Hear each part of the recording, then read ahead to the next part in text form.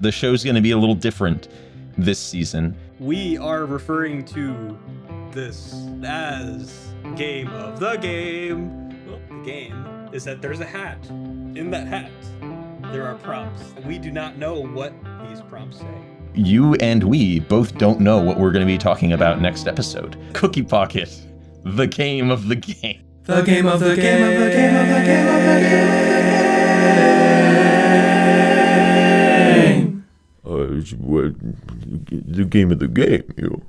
So, maybe we'll be able to piece together your hatred of your computer in post, much like the film we're talking about this week. Well done, Zach. I think maybe I should start here with some admitting of my sins that maybe I'm going to have to take some consequences for. Because technically, the movie that I picked to satisfy Christian's prompt, a film that was not released until years after it was completed, if we're taking that to the letter, it doesn't really apply to this film. Because today we're going to be talking about The Other Side of the Wind, which is Orson Welles' quote-unquote final movie. Now, I thought about a lot of different movies that I could bring to the table for this episode. I think the prompt is really interesting. I thought about bringing on the movie Hard to Be a God, but that's almost 3 hours long, and I just didn't think I would have the time to watch that in the past week. I thought about returning to the very first director who was ever featured on Cookie Pocket, Peter Medak, who made The Changeling, because he directed a movie called Ghost in the Noonday Sun with Peter Sellers, where Peter Sellers sabotaged the whole production and it didn't end up coming out until 10 years after they finished shooting it. I thought about going for an animated film called The Thief and the Cobbler, which technically still isn't finished and is just available as like a work print 40 years after it was started. But I eventually went with this film, which Orson Welles shot like 95% of and edited part of while he was alive, but didn't actually finish it. This movie is technically a movie that wasn't completed until years after it was shot, rather than a movie that wasn't released until years after it was completed.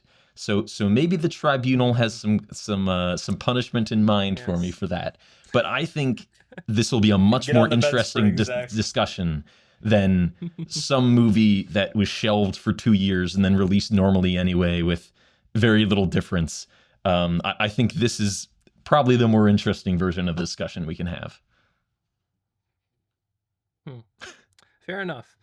Of that list of other movies you were considering for this prompt, Zach, I remember you saying at the end of the last episode that you had one that immediately popped into your head that seemed obvious or most apparent to you. Was that this or one of the other ones you named or something else entirely? That was Hard to Be a God, because I've been meaning to watch Hard to Be a God for probably like a year and a half. I have a little folder on my desktop that's I'm gonna allow our viewers into my my weekly schedule here.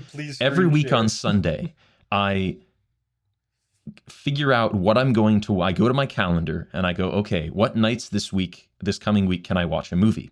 And then I figure out what movies I'm going to watch every night, and I download the posters from IMDb and put them in my downloads folder in order of how I'm going to watch them. And there's a folder on my desktop of future films that I haven't been able to get to or I wanted to watch and they've had to be moved.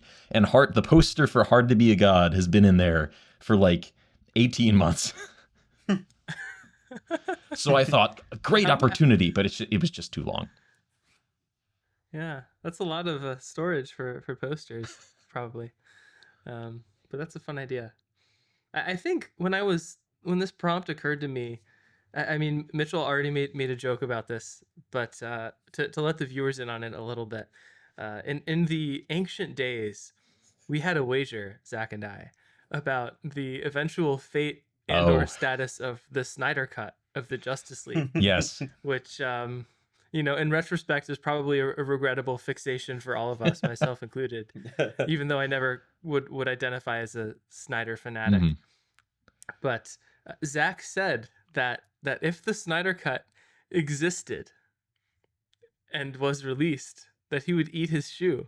And it existed and was released, and Zach never ate Now, his shoe. I This is maybe maintain- something I'll never get over. I maintain that I was correct about this, because now lawyer Christian, I'm sure, is going to pull out the contract on me now, the verbal contract that we shared over our group chat 8 years ago.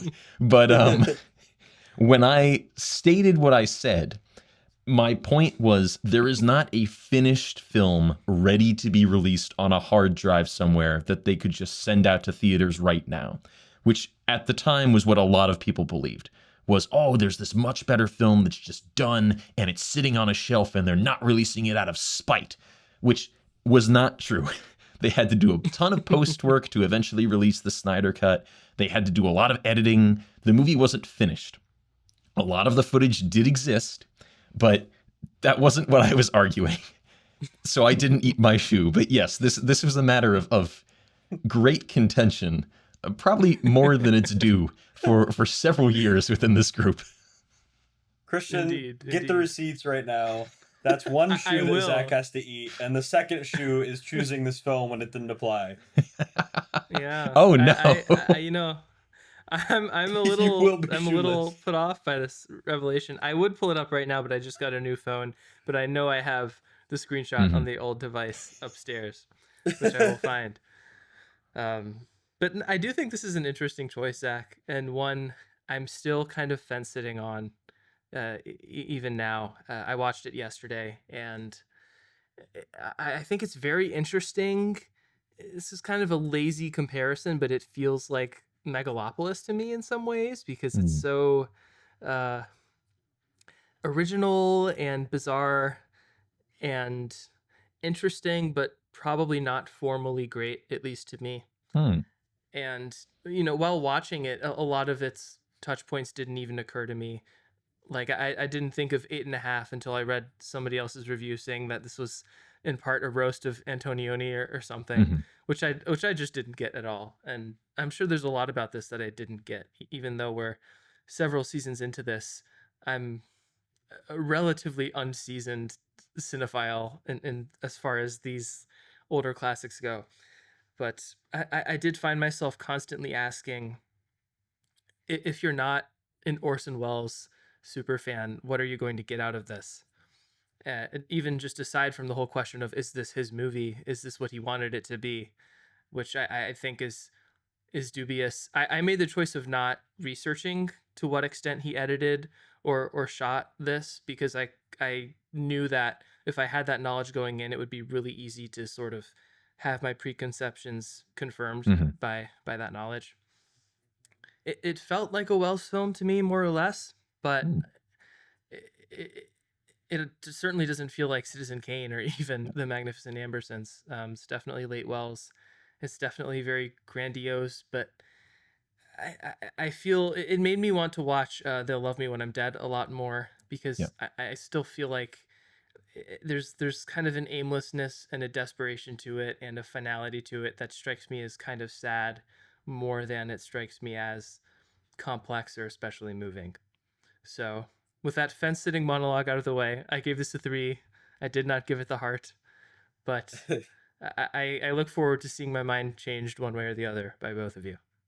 I watched this film with my roommate Andy, who just happened to be in the living room at the time. It was his first Orson Welles movie.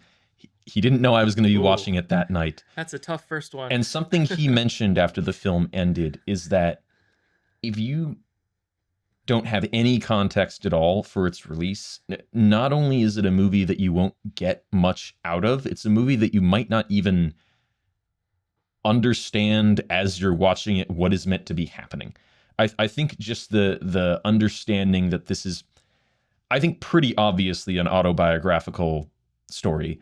Orson Welles insisted it wasn't, which I think is kind of amusing. Orson Welles hated Woody Allen, who also famously claimed that none of his movies were autobiographical, and he's doing exactly the same thing with this, where Orson, come on. But even kind of the opening crawl, I think, isn't quite enough context to understand what is meant to be happening here. It's kind of a movie that comes with its own homework, because I think you get so much more out of this movie if you watch They'll Love Me When I'm Dead, which is the companion documentary that Netflix released when they put this cut out in, I think, 2018 or 2019. And I think it does also help to watch some Antonioni and like American New Wave stuff from the 60s, which this was a direct kind of confrontation of stuff like Zabriskie Point and Blowout and movies like that, which apparently Orson Welles hated that whole movement, which I think is also kind of funny. The movie within the movie is meant to be this aimless, meaningless satire on Antonioni films, and I think it might be the best edited thing Orson Welles has ever made.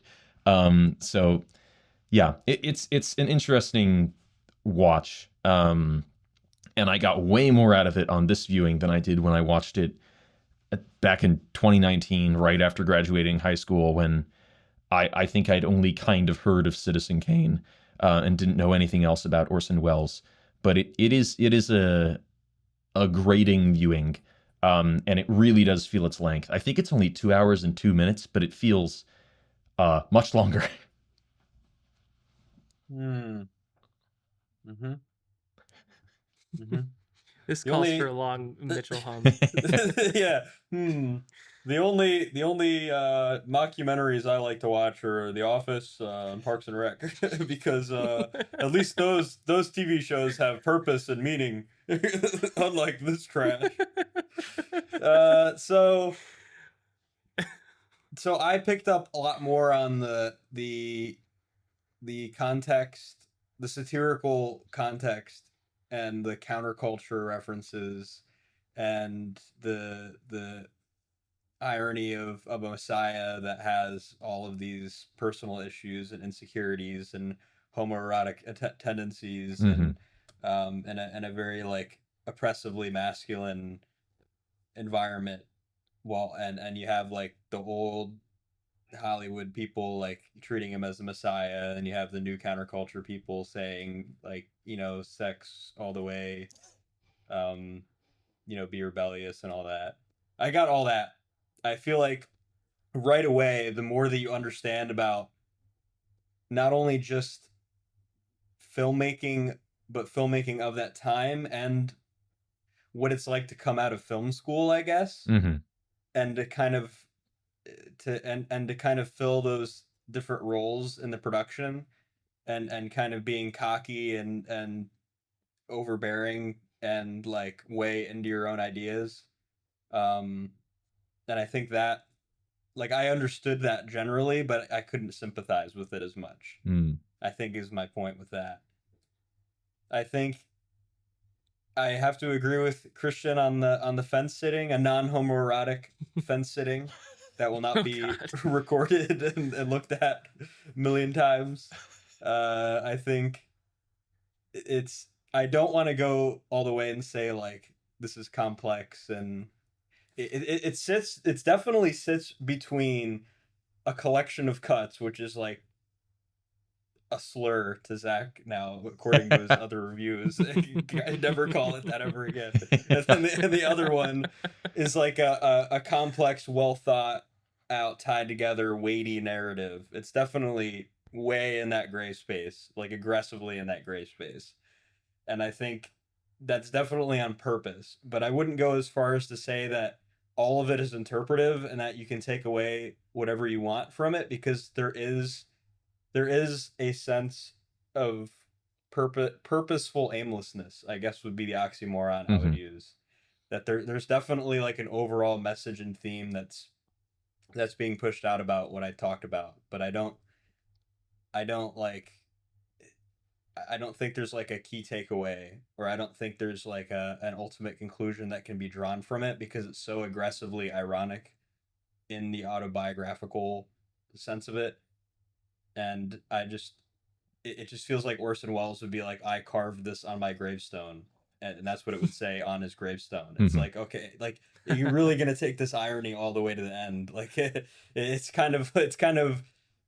very, that's what makes it lengthy for me. That's what made it a lot more lengthy, was just the consistent irony and pointing back to the film within a film, and that obviously like the film itself is following these same traits. And I just was like, I got that from the very beginning, but it just felt very aggressive in that sense. But I really liked the variation of the style was also very consistent. I felt like the framing was basically immaculate. I mean, you could pretty much cut to any part of the film and it would be like a whole different. It'd be a whole completely new frame that hadn't Hmm. been done before. Like there was not a lot of redundancy. So I can say it wasn't at least from a cinematic standpoint, it wasn't stale, and it was definitely invigorating with the level of coloration, and it was very easy to discern like when they were looking at a cut of the movie versus in the production versus kind of in the back rooms or doing some naughty stuff in other places, and it was just it definitely had a really discernible sense of style. But other than that, yeah, it wasn't like there is a lot to talk about, but it's just like you kind of just get what the whole point is right away. I don't know how else to describe it. Like it's so obviously Orson Welles that it's not. There's really not a lot that's like additionally like detailed. I don't know. Like what else do you say, right? So I gave it Yeah, a 3 out of 5. I thought it was good, but it the choppiness really gets to you with all that irony. I do think it's a movie that it's very easy to feel like as it's playing out, like you're missing something, because Yeah. during the party scenes, there's so much going on. There's so many people talking over each other, and there's so many cuts, and I think that it's easy during all that to think like, whoa, wait, who was that? What did I miss? But it's all kind of just there to establish the sort of chaotic, unpleasant nature of this party. Uh, I actually I got a COVID booster shot yesterday morning, and 12 hours after it, I watched this. So I started getting Oh my the god. vaccine shakes, and as I was We watching didn't watch the this, same movie. and then COVID, the disease, and the shots give me really weird dreams. And right after watching Please. this all night, it was just an endless conversation between 27 different characters in my head. So but I Oh. think that also is a a manifestation of how well done I think the vibe of the party is. The way that Wells edited the whole party section and the way they shot it was, I guess we haven't really even talked about what the movie's about, but essentially the Yeah. movie, there's this filmmaker played by John Huston, Jake Hannaford, who has spent the last half of his career trying and failing to get various projects off the ground, much like Wells. He's trying to finish this film called The Other Side of the Wind, and he's hosting a screening of the film at his birthday party at his ranch. Um, and because he's such a well-known filmmaker, he's constantly surrounded by students and other filmmakers and news photographers, and there's a million different cameras and audio recorders on him all the time. And that's how they shot it. During these big party scenes that were shot over the course of 6 years, when Wells was able to get money and then not have money anymore, and then get money and then get a new location, they'd bring in like 6 cameras and a bunch of different audio recorders and just have this huge improv conversation with people walking around and capture different angles of it. And the cast for this movie is, if you look up any cast listing, it's enormous because basically nobody in the movie is just a no-name extra. Every single person who appears in this film is some kind of a real journalist or an established filmmaker or a student of Wells. It's kind of like the player in that way, where characters who appear for half a second are played by Dennis Hopper, who's in this for like a shot. The back of Peter Fonda's head is in this at one point, I think.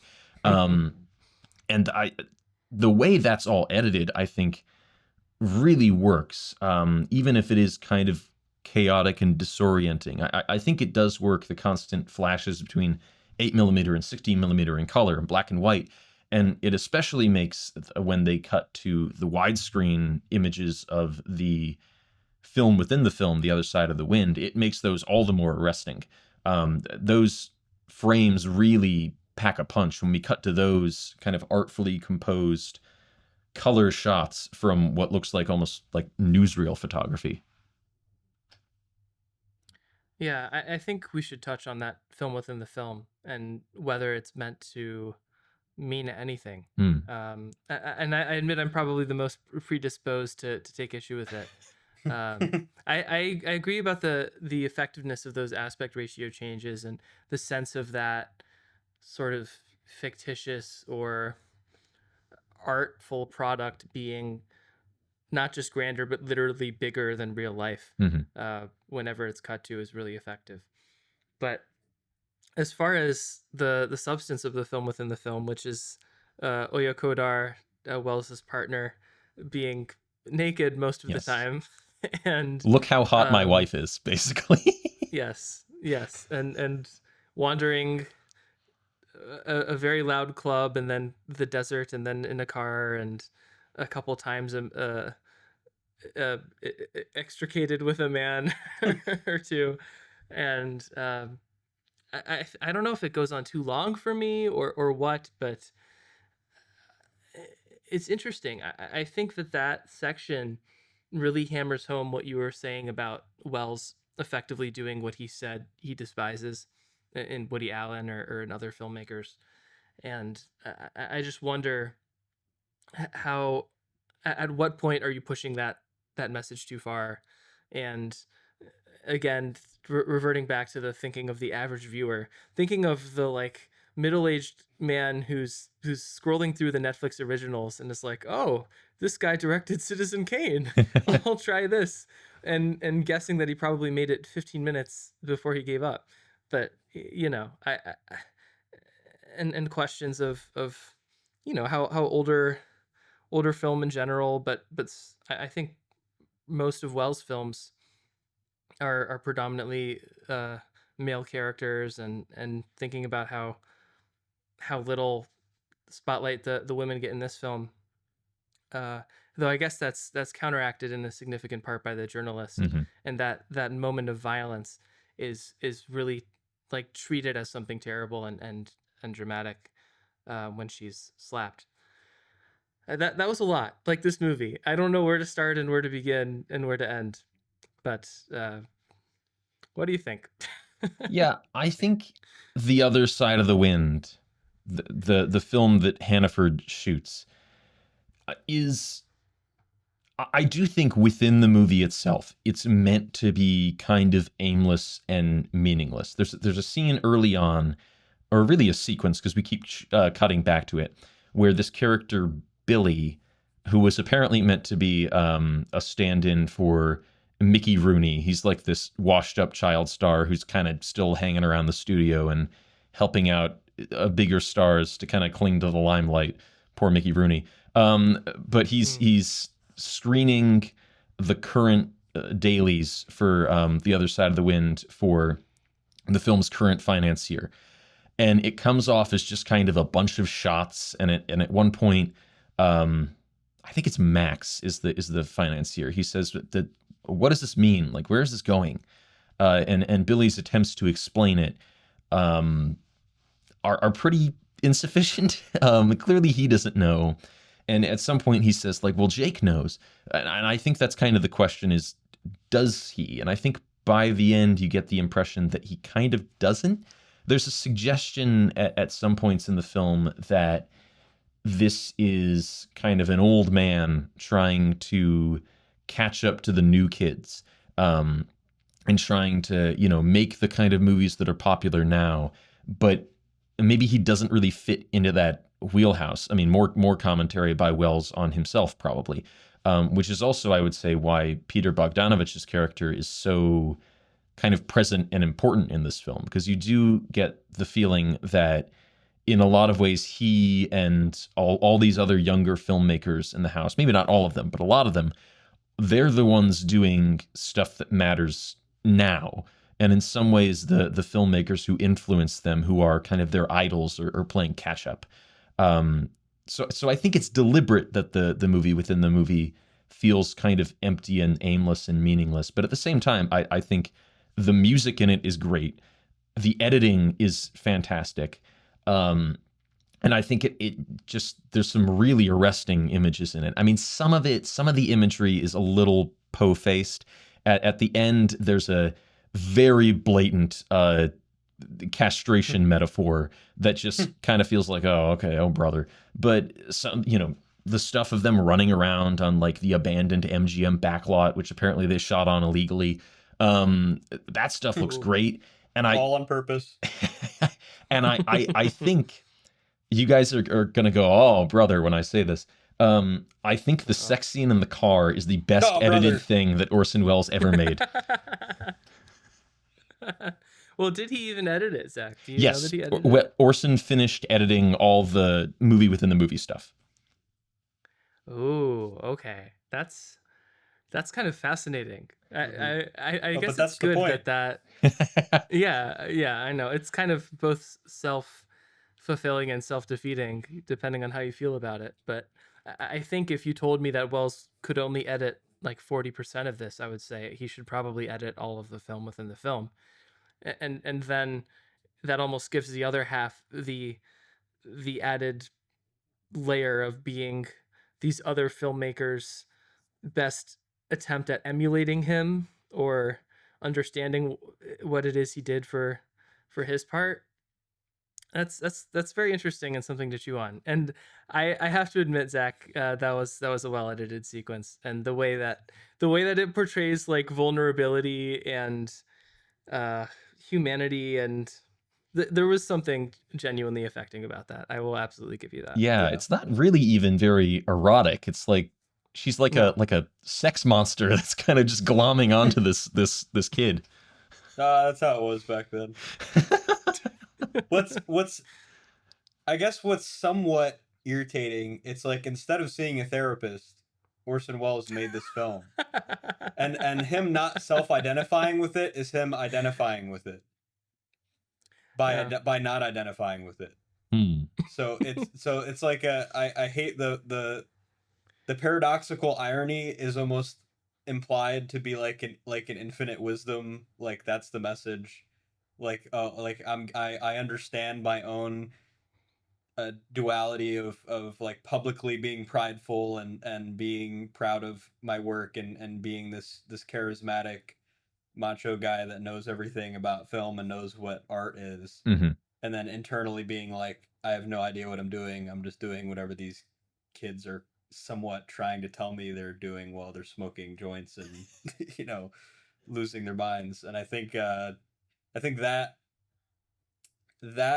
it is an interesting concept, but I mean, I think just at some point you just have to just like stop the hall of mirrors where it's just constantly like there's just all this mirroring going on and like all these people trying to be this ideal that doesn't exist, and that in and of itself is a message. it's a somewhat effectual message, but at some point it's like, all right, there has to be some end state. I'm not saying there has to be an end goal, or there has to be like a fully realized status quo, or that it can't be interpretive. I'm not saying that. I'm just saying that if cynicism was the intent from the start, and the aimlessness and the pointlessness of being an aspiring auteur when you really have no talent, or you feel like you really have no talent, you feel like what you're making is pointless, then what's the point in even watching it? It's like it just kind of eats away at the audience at that point, which would be like my major criticism. But on the topic of the film within a film, I did think a lot of my favorite shots of the film are in that film, and I think a lot of the casual discussions about it, about what it really means, and then there not really being any conclusive, discerning message out of any of those scenes is kind of an interesting concept, because that's kind of how I feel like this film was made, and I think that level of paradox is acceptable. I guess it's two. Mitchell will allow 2 levels of paradox, and it will not go any further. But I liked the end, the actual. It wasn't just a meaningless end of the film within a film. It actually was like a fake grandiose, like it was a literal deflation of the film's purpose, and we don't even know if it actually is finished or anything. and that message is good. I think that's pretty impactful. But and also like just the acting in general was really great, and I feel like there's definitely some level of skill required by actors that have to play actors that also have like their own internal frustrations. And I think it's an interesting. It kind of takes advantage of the likely frustration of being on this production without knowing the production timeline. By the way, Yeah. being on a production of this film while also acting in the film and being frustrated with that one. I think that is like a good that's a very creative that's a very creative plan. I'll say Yeah, and I think creative use of talent. it becomes especially interesting when you kind of evaluate that most of the people in this film are basically playing themselves, because a lot of these people Hmm. acted in the film for like favors or basically no money. I think Edmund O'Brien was paid in like 2 cartons of cigarettes.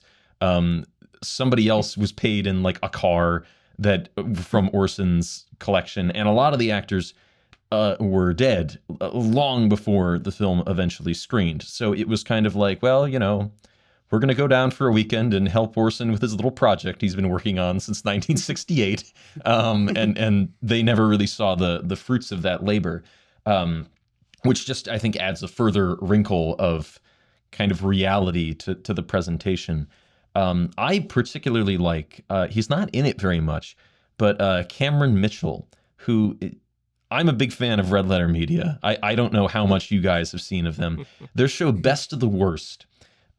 Cameron Mitchell is considered the patron saint of Best of the Worst because towards the end of his career, he started appearing in lots of like direct to VHS projects where he's clearly incredibly drunk and doesn't care at all because he kind of had a sad end to his career. But once upon a time, he was a member of the Mercury Theater Troupe, and he's in this film as the prop master who's carting all the dummies around and eventually leaves when he's like, well, I guess Jake isn't really interested in me anymore, which is also really sad because it reflects reality of, what his career ended up becoming when these very prestigious stars stopped taking an interest in him.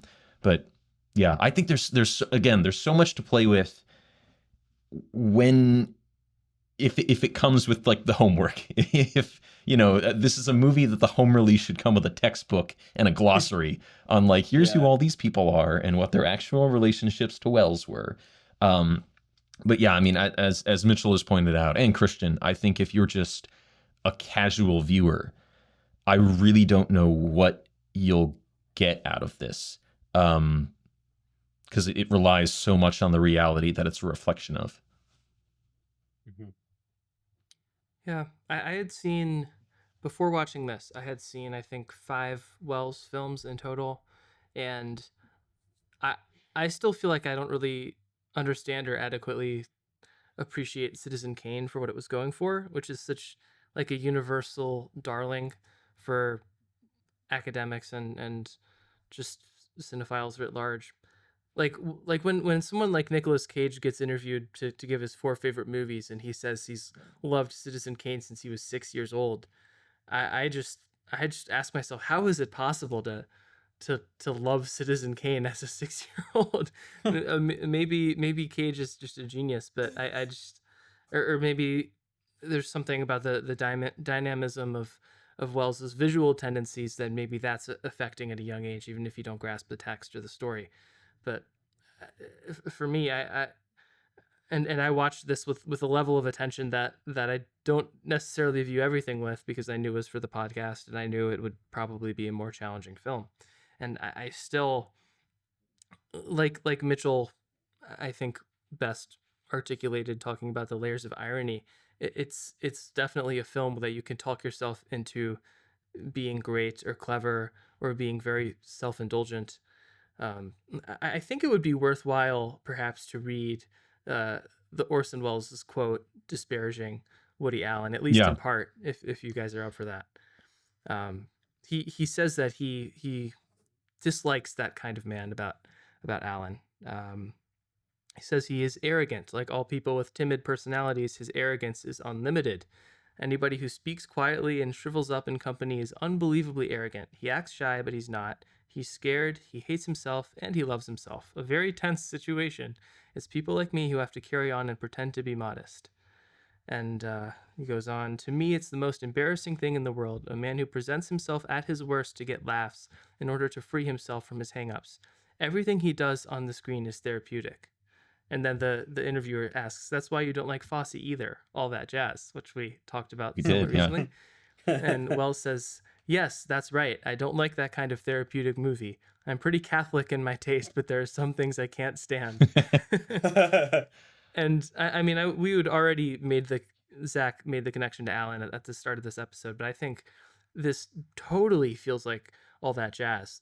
If maybe less outwardly despondent, it shows an artist, I think at least internally desperate to make something truly special, even if he doesn't show it to everyone that surrounds him constantly, and maybe not meeting that mark. And I think the movie is moving to that end, but I don't think,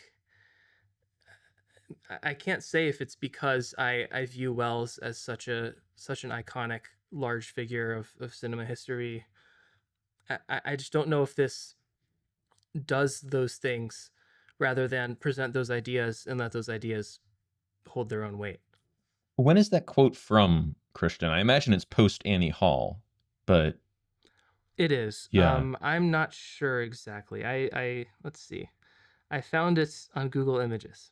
Because So I have to wonder if maybe, I don't think Orson Welles is dense enough to not realize that he's done at least some element of what he describes there with this film. But this film also wasn't finished at the point that he said that, and was possibly in, another lapse of funding where he didn't have access to the footage or the edit. So it's possible, that quote caught him in a funk of, Other Side of the Wind is never going to be finished. Perhaps I never should have pursued it in the first place. That's maybe reading more into it than is necessary. But I do think, maybe a lot of the bravado that you could assign to Wells throughout the latter half of his life comes from the fact that he didn't release an awful lot. So he could talk a big game without having to really back much up because, I'm trying to get the money. And perhaps that's an uncharitable reading, but, it's easy to talk a big game when, your example of how good you are is just around the corner, I swear, but never actually ends up coming. You stage the parties, and that's how you pay for the film, Zach. You stage the parties, you offer them Chick-fil-A sandwiches, and then you say, "Man, this is never gonna get released on Netflix." But it's so artsy, and then it ends up getting on Netflix. Which And I this imagine. I was gonna say, this does not fall into the Netflix pastels that much. Not. Yeah. A little bit. Well, In the to coloring which I palette. was going to say, I imagine Orson Welles, if that came up at his party, would respond, "What is Netflix?" But I guess Sounds like some I've gay stuff. I'm not into that gay Netflix stuff. No way. yeah, Jake. Apparently, the interview was from 1983, which oh, you know, jeez. yeah. But he was definitely prone to these kind of impassioned speeches. Mhm. Like another iconic one that wasn't necessarily disparaging, but he said, "Oh, you can learn all you need to know about making a movie in 24 hours. The film school is a ripoff, and there's really nothing to it, and blah blah blah blah blah." And he also went on a tirade against Elia Kazan at some point, Mhm. though that was in large part motivated by Kazan selling people out during the Red Scare, Yeah. which is its own bag of worms. But then I know he finished that rant against Kazan by saying, and he's a very gifted director. So I don't know if there's that same pivot for Fosse or Allen at any other point, but he's definitely prone to these, I guess, rants of some sort. And I at least shudder to imagine what that sort of ego, deserved or not, looks like in today's media environment versus then. Yeah, I know a couple weeks ago, I watched a review of the film Mr. Arkadin, which is another late Wells project and one that he actually finished. And the reviewers who were discussing that film mentioned that in a lot of ways, latter career Orson Welles was kind of a victim of his own success, and that he became almost this like Truman Capote like figure, where he's kind of famous for being famous at a certain point.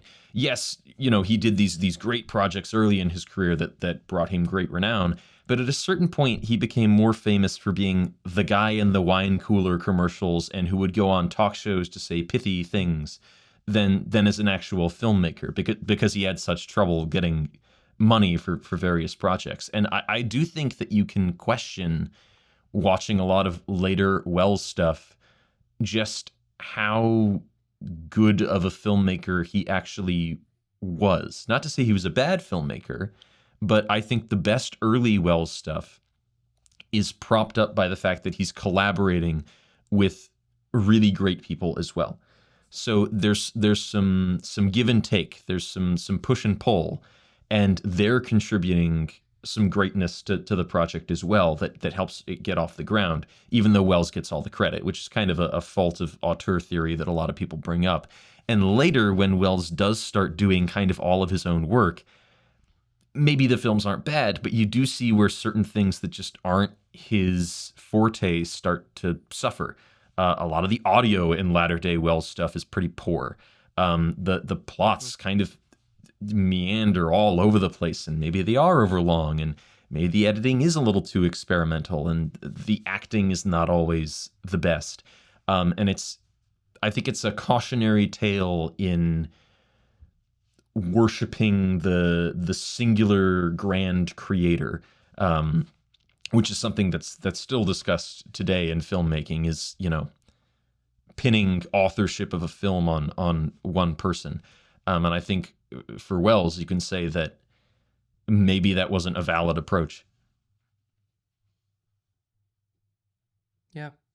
Would this film be better if Wells had finished it entirely without the input of later directors, or I don't even know who was responsible for editing and cutting together what wasn't finished. I assume Bogdanovich had a big part in it.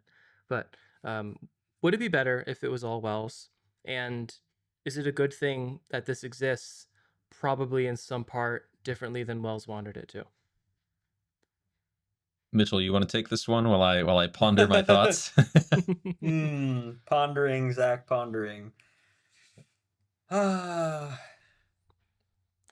think if I said no, nope, get off the speeder. No, I would probably say no. I would probably say no, because I almost feel like I'm trying not to get too extra meta, where it's like if you just have other people on it, then that adds artistic value that you wouldn't have necessarily had when you're pigeonholed into your own thoughts. But the film still feels like it's pigeonholed into his own thoughts. And I also feel like that was the intent, to kind of craft it around his own insecurities. And I think that shouldn't be different. I think that's the part that shouldn't be different. I think it should be refined a little bit, like from a narrative standpoint. I can't think of like specific scenes I would cut out necessarily, but I don't think him having full creative control over it would help my criticism of the paradox. I think the aimlessness also stems from other creative collaboration, and I think that's a good thing. And I'm not sure to like what extent that actually was, but it definitely did. Like some of the scenes definitely felt like, oh, would this idea make sense in the grand scheme of what we're trying to say about the director's life? Then we should put that in there. Do these random party conversations, do they have to have some discernible value regarding that paradox, yes or no? And that's kind of like how everything was spliced together. And I do think that also feeds like the overall cynicism that kind of, you know, pretty much dies, or peaks, I guess, just say at the end. Yeah, I would say it's better. I think it's better that there was other collaboration. Yeah, I think it would still, well, maybe I shouldn't get ahead of myself here. I think it's good that it was edited by somebody else, because I do think, as is the case with therapy and analysis, it's often easier for somebody else to validly interpret your own feelings than it is for you to, just because you're inside that perspective. And I do think, even if Wells would have denied it, I think this movie is some kind of true expression or therapy for him, an analysis of himself. So I think it's good that he shot basically all the material. The only new shots that were created for this version of the film are a couple of shots that Orson had planned that he was never able to shoot, which is the shots of the dummies' heads exploding when they're being shot. Obviously, he shot the stuff with Houston, where he's actually firing the gun, but they just never got around to the dummies. So that was created using some, they shot the footage of the dummies on a green screen and then spliced it into pre-existing footage of the rocks. And then another shot that he had planned but wasn't able to shoot, which was kind of the pullback on the drive-in with the movie still playing with nobody there at the end. But basically everything else Orson actually shot, even if he wasn't able to edit all of it himself. He edited all of the movie within the movie, and I think only like 40% of the party stuff. I think if somebody else was shooting stuff to like significant stuff to add, then I don't think it would be as true, and I don't think it would be as meaningful. But I do think him kind of incidentally laying all this on the slab for somebody who knew him well to later go back over and think, okay, well, what did this mean to Orson, and how does this film portray him? I think that's really interesting in a way that a version of the film he would have finished himself might not have been. And he also apparently intended the edit to be a lot more disorienting in a way that I think would have been bad. Apparently his original plan was, during the party scenes, for there to be an edit every second and for the film to be 20 minutes longer. So, and I don't think I would have been able to take that. Yeah. Knowing it was the editing definitely corroborates my opinion on it. Yeah. Yeah. I think it's funny that we've inevitably almost spent as much time talking about Wells as an artist and a person as we have about the movie, and it's kind of impossible not to. But as a brief note of appreciation for the performers, I think John Huston does a really fine job and is an interesting casting choice. He's obviously a super accomplished director, and one that's had, I think, significantly more success than Wells in terms of just literally making stuff. Yeah. He's directed many more films, and oftentimes in the sort of traditional Hollywood framework of doing those things, which Wells was a lot less comfortable with. But he's also an interesting actor. He's got this very, like Wells, he has this kind of iconic voice and appearance. But I also was moved by Susan Strasberg's performance as the one of the many would-be biographers of Hannaford/Wells, and the idea of the unauthorized biographer being inherently more valuable than the authorized biographer is one of many like throwaway lines that, to me, even though they take up so much less space than the film within the film, to me that textual self-exploration is probably the most interesting part of this movie to me. But yeah, I think that's about all I have about this. I would not recommend this being your first Orson Welles movie, and I'm so sorry if it is. I think that point about the unauthorized biographer, I think that applies perfectly to the film as it exists currently. I think a film about Orson finished by Orson's friends is probably better than a film about Orson by Orson. I give it a 4 out of 5. I don't know if I ever said that. I appreciated this way more than I did on my first viewing.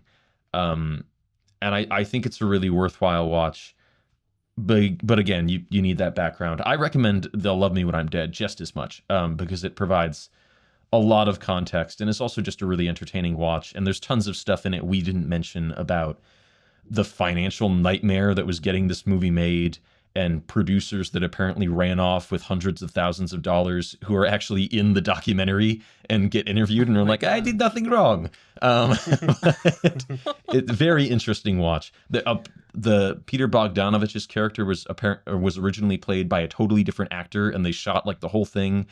And then he left suddenly and they had to reshoot everything. He's also in the documentary. I recommend that maybe just as much as, if not more than, watching Other Side of the Wind on its own. All's wells that ends well. Oi. Well, is it time to talk about our weeks? Wells Yes. it is. Well, I had a busy Orson thing. Go ahead. I had a busy film going weekend, and just sort of theater going weekend in general. Gloria and I saw Materialists last Friday, which was a good experience. That was a great theater experience too. There were lots of people laughing and gasping and clearly enjoying the film. I'm sure it'll be out of cinemas by the time this episode comes out, but go see it. Watch it with some friends. You might have a similar reaction. We saw Shakespeare in the Park, Julius Caesar, on Saturday. That was fun too. And then on Sunday, I went to see The Life of Chuck. And this is a super interesting film because it's a Mike Flanagan, Stephen King joint, but it's kind of outside of both of their current wheelhouses. Now, King has written stuff that isn't horror before. Some of his best known and most successful properties aren't horror. Stuff like The Shawshank Redemption and Stand By Me are probably his most successful and most enduring stories kind of across generations and genre boundaries. There's a lot of people who don't watch stuff like The Shining because it's too scary, but they remember Stand By Me as one of their favorite movies from when they were a kid. And this kind of plays into that angle a bit. Stephen King is known as a horror writer, but fans will know that when he goes schmaltzy, he's the schmaltziest man that has ever existed in this world. And so there is a lot of saccharine sweetness in this movie. But Mike Flanagan kind of makes it work. It does have a great cast, and Mike Flanagan, I think you could say, is also sometimes a bit of a saccharine filmmaker. He loves his meaningful monologues, which sometimes I get a little tired of. I think they work in this movie. And he also, he's assembled his repertory company of actors that are basically in all of his projects, but he's constantly adding to it. And he makes some great additions in this film. Matthew Lillard is in this movie, and I think is the highlight of the whole film. He delivers an absolutely incredible monologue, which I think he's great as Shaggy, but I think it's such a shame that everybody only knows Matthew Lillard as Shaggy. He's also great in the third season of Twin Peaks. He's a fantastic actor, and I hope this movie puts some shine on his name. You may notice I'm avoiding talking about the plot of this film because there's a very big twist about a third of the way into the movie. And a lot of what I want to talk about is after that. So I'm not going to do that. I'm not going to spoil the movie for you. Needless to say, I thought it was a great experience. I had a lot of fun with it. Mark Hamill plays a character that looks and dresses exactly like Geppetto. It's very sweet and often quite funny, and the theater clearly enjoyed it when I went to see it. I'm not sure how well it holds together as a whole. It's one of those movies where I got to the end and I thought, oh, that's it? And that can be two kinds of reactions.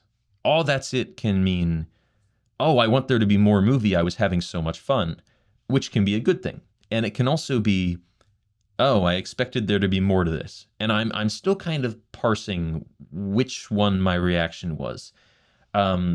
But I enjoyed it overall. I would describe it as kind of a blend of Forrest Gump, Magnolia, and Melancholia, the Lars von Trier film. So if that sounds intriguing to you, I would recommend you check this out. I don't know how well it's going to do. I really hope it doesn't bomb, because it's Mike Flanagan's blank check, and it's always a shame when those bomb. But I don't know if it's the kind of thing a lot of people are going to go to the cinema for. But even though I only gave it a 3, I do recommend it. I certainly think it's worth watching, even if you do wait for the home release. That's on my list for sure. I also made it to the theater to also watch The Materialists. Gosh darn it, Zach. And I actually went to see this twice. Wow. Except the first time I sat through Nuvi and the trailers, and the lights went down, and the movie did not come up. And I sat in my seat and I wasted an hour of my Saturday afternoon.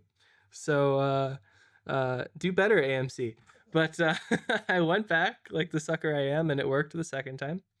And I was pleasantly and less pleasantly surprised by what The Materialist does. Celine Song, the director, also directed Past Lives, which was a really huge hit a year or so back for being a sort of more meditative and artful approach on the romantic comedy. I don't even know if you could describe Past Lives as a romantic comedy because it is very serious. But I think something similar could be said of The Materialist. It has its laugh moments, which are, of course, featured prominently in the trailers, but this is a much more kind of thoughtful, dramatic movie. I enjoyed it a lot. I landed on a 3.5. I initially gave it a 4 because it felt to me daring in ways I didn't expect, and I really wanted to sort of boost it up for that. But it does have at least a couple problems. I think the lead character, Lucy, played by Dakota Johnson, is a really tough one to cast because you don't get a lot of information about her outside her occupation. She's a matchmaker, and she deals with numbers and dollars and these very cold calculuses about people and how they are or are not compatible with one another. And there's like a couple throwaway lines where you learn she's a failed actress, but that isn't really explored. And her friendships and her relationships aren't explored beyond those with Pedro Pascal and Chris Evans' characters. So there's some natural limitations there, and there's also necessarily a level of shallowness that I think that character has to portray at certain points. And I think that's like a really hard balancing act to do that authentically and still make the character interesting. And I think Dakota Johnson, not to sound like a total jerk, but I think she kind of has this disaffected demeanor that works well for a strange character like this, but maybe she lacks the emotional depths that Evans and Pascal achieve at certain points here. I did want something more from the ending. I think when Zach was talking about the difference between oh, I really love this movie, so I want more movie, versus that's it. I think this was more of a case of that's it, because a lot of this, it's hard to talk about this without giving big stuff away too, but a lot of this is weighing the impossibility of a big lifelong or life-changing romantic decision. And for a character, this is kind of spoilery, fair warning. For a character that spends most of her life making the practical choice and making that choice for other prospective couples, it was a little hard for me to see her turn on a dime so quickly and then the movie ends. I would have liked to see how she battles with her old way of thinking and what that relationship actually looks like. But it kind of just ends. And so in that sense, it's not satisfactory. Also, my theater was a lot less well-behaved than Zach's. There were like 5 different people on their phones, and some people were laughing and gasping at appropriate moments, but there were other people that were clearly wanted it to be kind of a straightforward comedy. I heard some people grumbling on the way out about that. And so that was maybe not awesome either. But I'd say it's worth seeing. I gave it a 3.5. I have the A24 membership thingy, so I get to see these at no additional cost to myself. I did the math. I looked at their release calendar for the year, and I was like, I want to see this. I want to see this. I want to see this. I want to see it. So it was an informed choice. But I would say if you could see this without substantial cost to yourself, it's worth seeing, though probably a strange one to see alone, as I did. Possible mental cost. Yes. Okay. Oh Jack boy. Quaid, my guy. My Oh. guy. Maybe you should read the script first before signing on to these freaking films, my guy. What is your problem? What is your problem?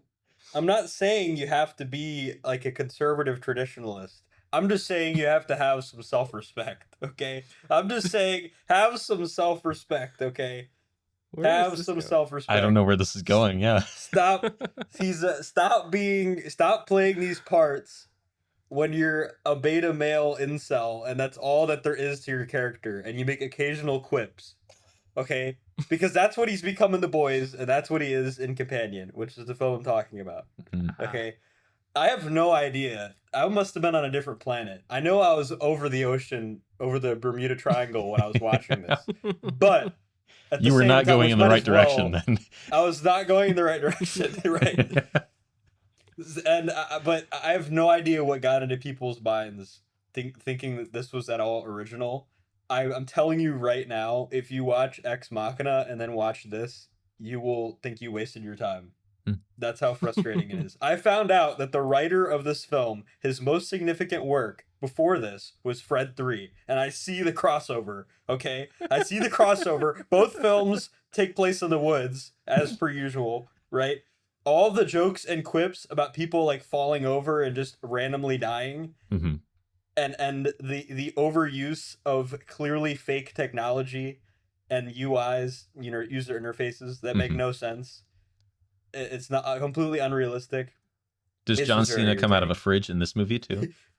No, he might as well have. He might as well have. I would have believed it, and he would have been an android, right? So this whole film, right, is about like the near future where everything is connected, and there's these androids, and the androids you can program to do whatever you want according to this really long terms of service contract, and of course they make a joke about like you didn't read it, right?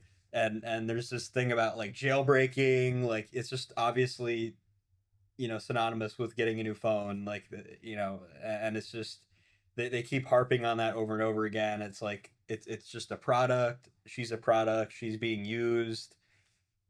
She's an accessory, but then she takes revenge in certain ways. And there's like multiple androids, and they have different personalities. You can like adjust their personalities on this iPad, which somehow they can just get that themselves. They can just grab it, and if they happen to get a hold of it and realize that they're androids, then they'll control themselves and max out their intelligence and stuff like that, their strength and whatever. And it's just like that. It's so incredibly corny, and the writing isn't horrible, and that's kind of why I gave it a 2. There were moments that were genuinely funny, that were definitely written in a way that was supposed to feel like okay, like this is trying to make like fun out of the situation. Some of the acting is pretty good and pretty convincing of like these millennials kind of aged kids, my kids, but man, we're all getting old, I guess. But these like well, Gen Z to millennial, I guess, just slightly older than us, average age, you know kind of self-possessed and really into technology, and um it just really devolves into just absolute like Terminator level chaos. And I think there's just no reason, there's no reason for the film to exist. That's like my biggest insult. I just have no reason, like every single concept in this, if it had been a parody that was like very intentional about it being a parody, then sure. But this was just a bunch of borrowed ideas. It was a bunch of borrowed ideas ham-fisted together.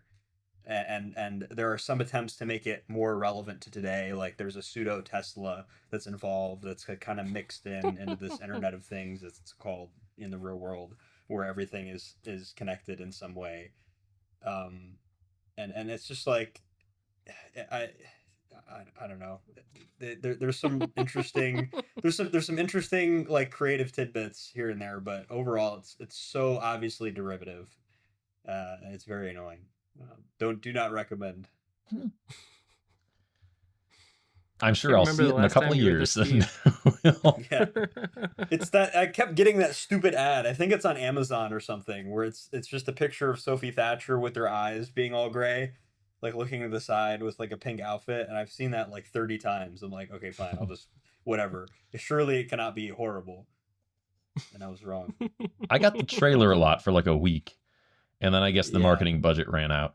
But She does a very good job like playing passive aggressive, and when her traits or whatever are like being dialed up in certain ways, it's very convincing. And that those parts are like not like it's just so derivative. It's just like we already know where it's going, and the silly little moments where it doesn't take itself seriously are the best moments, because it's just annoying. Other than that, nothing makes sense. There's a Russian guy that's like supposedly affiliated with a gang. I'm just there's a policeman that pulls somebody over. It's just like everything you would expect. It's horrible. Jack Quaid, find new work. well, speaking of horrible, should we figure out what we're going to be watching next?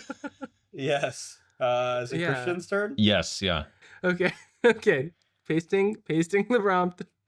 Don't forget to take out the number. Oh yes, thank you. Decode now. Oh my god. I wonder who wrote this one. A war film that treats the Americans as antagonists.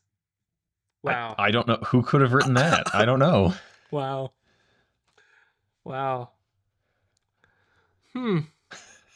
Your mom. No offense. That was a No, joke. my mom definitely would not have written that.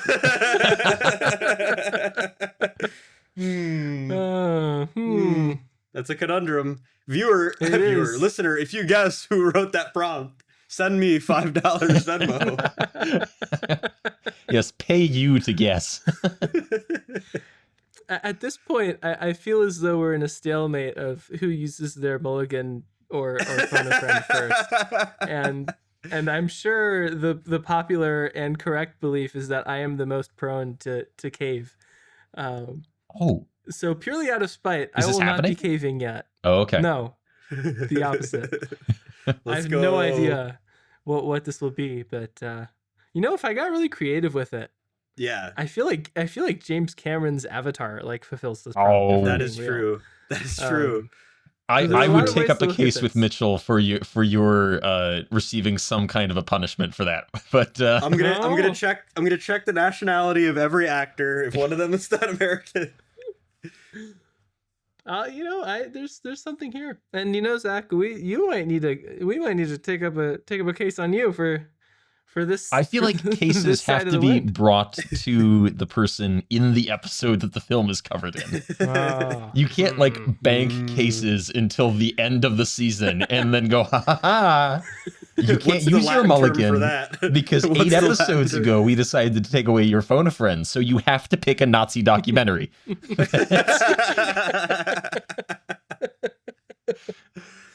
Oh wow! There should be a statute of limitations, but I don't know. I think we deserve a week to think about it. That's crazy. Okay. Maybe any charges must be brought the episode after the offense. Okay. I think that's fair. I'll grant these. Yes. I don't know that we'll bring any. We have a lot of discovery and witness interviews and evidence processing. Buzzword. I have no clue what this next movie is going to be, but I will not use my mulligan today. So okay. Well, tune in next time to see what film Christian picks for the next episode of The Game of the Game. Game. The game of the game of the game of the game of the game.